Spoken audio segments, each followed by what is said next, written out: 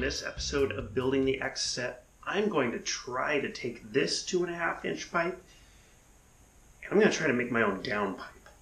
Now, I barely know how to weld and I've never made a full exhaust before, so it's going to be pretty tough. As you can see, I have my turbo and my Kraken Manifold and Kraken downpipe elbow on the car. So basically I just need to route it from the the elbow section. I need to weld a V-clamp on, go down, weld in an O2 bung, put in a flex section, and then go out toward the back, and that's it. But there's a steering shaft and a lot of stuff in the way, so it's going to be a little tricky. I don't know if this is going to work, but I'm going to video it and let you guys sit there and laugh at me. But anyways, hopefully along the way, maybe if it works, you guys get some useful tips, and maybe it'll help you guys figure out easiest way to weld your own downpipe. First thing, my whole exhaust system is going to be comprised of 2.5 and 3-inch piping. I'm using aluminized steel, as I don't have a TIG welder. I do have some stainless wire for a couple of stainless flanges, some 309 wire that I have to weld some stainless flanges to the steel. But since I didn't want to spend a lot of money and on stainless pipe, I just went with this aluminized steel that was barely more than mild steel, all Mandrel Bends. The first thing I got is this, I think they call it it's not a swan cut, but I can't remember. It's basically a 180 and a 45 together. I think I got this piece from Summit Racing. The rest of the stuff, my V-bands, my Marmon flanges, and flex sections I got from a place locally called GBE Mandrel, and they make 2.5 and 3-inch, and I think 2-inch and Mandrel Bends, Marmon flanges, and a few other things.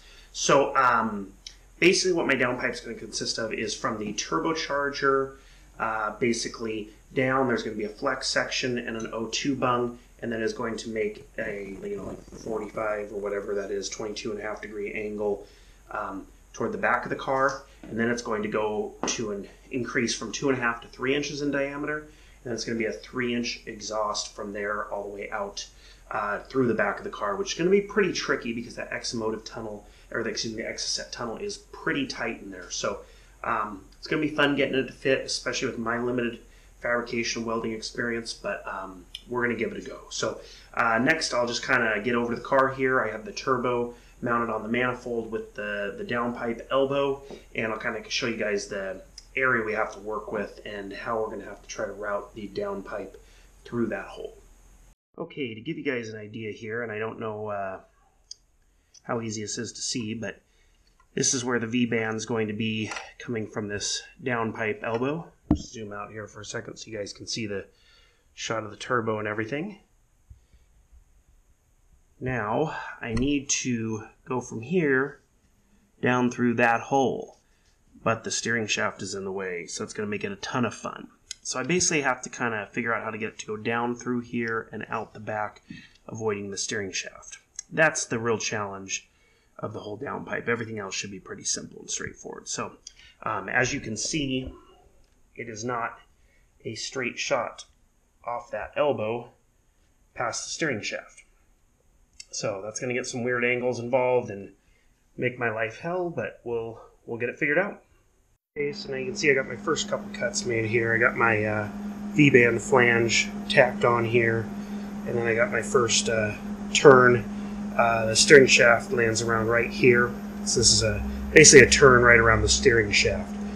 So I got my witness marks on here. I got everything marked up there. I beveled out my my joint. Now I'm going to do a couple tack welds on either side, 2 or 3, just to hold it in place, so I can put it back on and try fitting it for the downturn past the transmission and into the tunnel.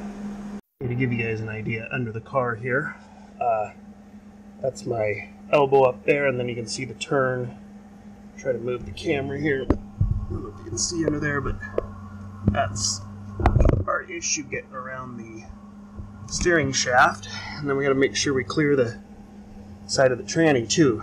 So now off of this, I'm going to have to cut this and then place an elbow to bend it out here so it can come down into the tunnel area here.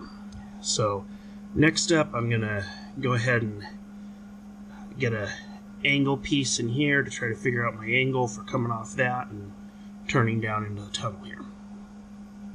So stuff's getting real crazy here. Here's a little update. A lot of very difficult bends to go around, but I'm getting nice tight joints on my cuts. You know, just got tacked together now, but I got one more piece now to basically it kind of, how does it sit in the car? It kind of sits like this in the car, and then it's going to come like this. So I got one more piece to tack onto here, and then I have my flex section to attach there. So I got to get this under the car again, make some witness marks on it with the 22.5 degree elbow, and get that tacked on. Then the hard part, I think, is over. So I'll put this on the car, and then I'll grab the camera, get underneath the car, and show you guys what it's looking like so far. Okay, so that's what we're looking like now. Got about a 1/4 inch clearance to the frame here, about a 1/4 inch or so to the transmission, and about a 1/4 inch to the steering column. Now, this piece has to go on here, and we basically are about done. So I just got to get that tacked up there, and then I'll be able to get my flex section and transition to 3-inch welded on, and then I just got to weld her up. Okay, so I went ahead and got everything tacked together. I got my flex section and whatever you call it, my transition to 3, and my Marmon flange welded on here. There's a lot more turns. I thought there was just going to be a turn, maybe 2. They ended up being turn, turn, turn, turn, turn.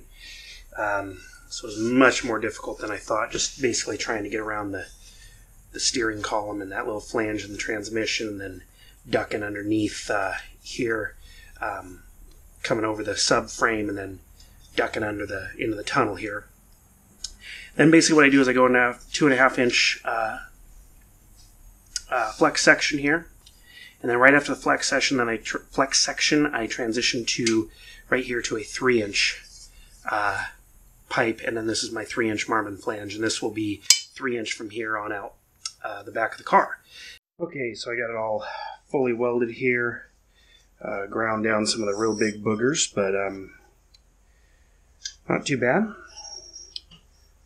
You know, it'd be nice if I had a TIG welder and could TIG weld, get some nice looking joints, but I'm going to go ahead and I'm just going to sand this down a little bit, and then go ahead and just paint it with some high temp exhaust paint, and then I'm going to be wrapping the entire thing anyways too. So now I'll go ahead and get it put on the car just so you guys can see what the fitment looks like and where the exhaust exits, and we'll go from there. Okay, so here's the finished project.